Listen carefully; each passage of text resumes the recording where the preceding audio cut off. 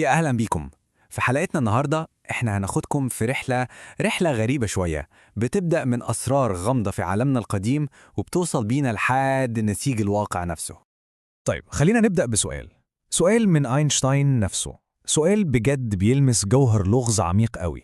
هل الأمر موجود فعلا لما محدش فينا بيكون بيبص عليه؟ يعني إيه هو الواقع أصلا لما منكونش شايفينه أو بنراقبه؟ الجزء الأول أصداء من ماضي مستقبلي. الحقيقة إن تاريخنا مليان بحاجات وقطع أثرية متقدمة جدا، لدرجة إن الواحد لما بيشوفها بيحس إنها جاية من المستقبل مش من الماضي خالص. أول حاجة معانا هي آلية أنتيكيثيرا. تخيلوا كده، جهاز عجيب لقوه في حطام سفينة غرقانة من آلاف السنين.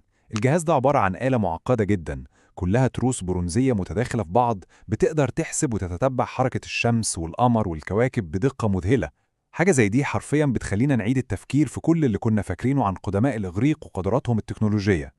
طيب، كلنا عارفين إن أول بطارية كهربائية اتعملت في القرن ال19 على إيد أليساندرو فولتا، صح؟ لا، استنوا بقى، لأن علماء الآثار في العراق لقوا حاجة أقدم بكتير: بطارية بغداد. دي عبارة عن إناء فخاري عمره 2000 سنة، جواه أسطوانة نحاس وقضيب حديد، ولما جربوا يملوه بسائل حمضي زي الخل مثلا، اكتشفوا إنه بيولد حوالي فولت واحد من الكهرباء. طيب، السؤال هنا، القدماء كانوا بيستخدموا الكهرباء في ايه؟ طبعا الفولت ده مش هيشغل أجهزة يعني، بس النظريات بتقول انهم ممكن يكونوا بيستخدموها في حاجات زي العلاج الطبي او يمكن لطلاء المجوهرات بالكهرباء. الفكرة نفسها بتشير لوجود مسار تكنولوجي كامل احنا ما نعرفش عنه اي حاجة، مسار اتنسى تماما. وده بيخلينا نسأل يا ترى ايه كمان ممكن نكون مش عارفينه. ومن الكهرباء نروح لكنز في لينا في اسبانيا. تخيلوا كده، كنز من العصر البرونزي عمره 3000 سنة، كله ذهب وفضة وحاجات مدهشة. وفجأة وسط كل ده يلاقوا قطعتين من الحديد. المشكلة إن ده كان قبل العصر الحديدي في المنطقة دي بحوالي 500 سنة. طب الحديد ده جه منين؟ المفاجأة الحقيقية جت من التحليل العلمي. طلع إن الحديد ده مش من كوكب الأرض أصلا، ده متصنع من نيزك وقع من الفضاء. يعني القدماء دول مش بس كانوا متقدمين، لا دول كمان كان عندهم وصول لمواد جاية من السماء. الموضوع مش بس أجهزة صغيرة في الإيد، لا، الألغاز دي بتكبر وبتتحول لمباني ومنشآت ضخمة جدا. منشآت بتورينا أن الثقافات القديمة دي كان عندها فهم متطور وعميق للكون. كلنا نعرف ستون هنج في إنجلترا، صح؟ طيب، إيه رأيكم لو أقول لكم إن في ستون هنج تانية تحت المية في بحيرة ميشيغان في أمريكا، وأقدم من اللي في إنجلترا ب4000 سنة؟ والأغرب إن على واحدة من الحجارة الضخمة دي لقوا نحت الحيوان الماستودون، وده حيوان منقرض من حوالي 10000 سنة. الحقيقة إن قبل ستون هنج بآلاف السنين كان في شعوب قديمة بتبني مراصد فلكية وتقاويم حجرية ضخمة جدا. في صحراء مصر، في نبطة بلية، بدو رعاه من 7500 سنة قبل الميلاد بنوا أقدم مرصد فلكي معروف عشان يتبعوا النجوم ويعرفوا مواسم المطر.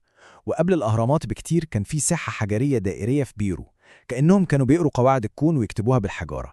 بس يمكن القواعد الحقيقية للواقع نفسه أغرب بكتير من اللي أي حد فيهم كان ممكن يتخيله. الجزء الثالث بقى، قواعد الواقع.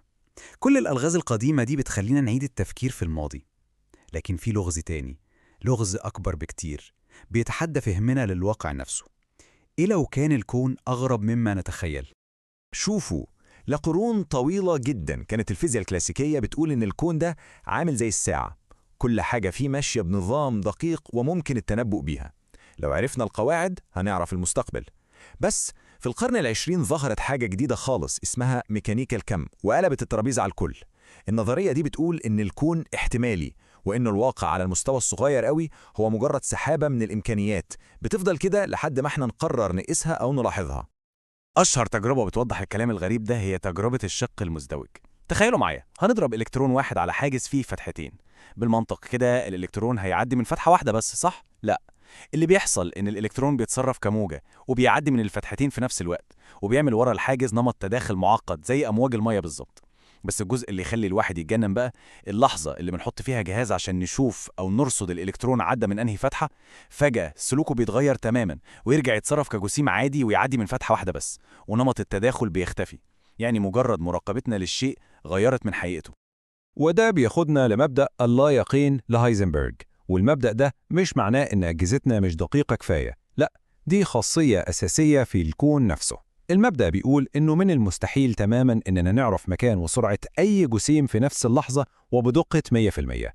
كل ما بنحدد مكانه بدقة أكتر، كل ما قدرتنا على تحديد سرعته بتقل، والعكس صحيح، كأن في ضبابية أو عدم يقين مبني جوه نسيج الواقع. طيب، لو الواقع نفسه فيه ضبابية كده ومش مؤكد، ده معناه إيه عن طريقة ترابط الكون ببعضه؟ من أول النيازك اللي القدماء استخدموها لحد الفعل الشبحي عن بعد. هنا بقى الموضوع بيدخل في منطقة أغرب بكتير. في ظاهرة اسمها التشابك الكمي. دي ظاهرة بتخلي جسيمين أو أكتر مرتبطين ببعض بطريقة غريبة، مصيرهم بيبقى واحد مهما كانت المسافة اللي بتفصل بينهم. يعني إيه؟ يعني لو قسنا خاصية معينة لواحد منهم زي اتجاه دورانه مثلا، في نفس اللحظة وبشكل فوري بنعرف خاصية الجسيم التاني حتى لو كان على الناحية التانية من الكون. أينشتاين نفسه الفكرة دي ما كانتش داخلة دماغه خالص، وكان شايفها مستحيلة لدرجة إنه سماها فعل شبحي عن بعد. ليه؟ لأنها كانت بتبان كأنها بتكسر أهم قاعدة في الفيزياء، إن مفيش أي معلومة تقدر تنتقل أسرع من سرعة الضوء. ومع ذلك، ورغم كل شكوك أينشتاين، تجربة ورا التانية ورا التانية أثبتت إن التشابك الكمي ده حقيقي وبيحصل. وده يخلينا نسأل سؤال أخير: لو الجسيمات الصغيرة دي ممكن تكون مرتبطة ببعضها بشكل غامض وفوري عبر الكون كله، يا ترى إيه تاني ممكن يكون مرتبط ببعضه بطرق إحنا لسه مش فاهمينها؟ من البنات القدماء اللي استخدموا معادن جاية من الفضاء لحد القوانين الأساسية للفيزياء الكمومية، يمكن الكون ده مترابط ببعضه ومليان أسرار وغموض أكتر بكتير من اللي كنا ممكن نتخيله في يوم من الأيام.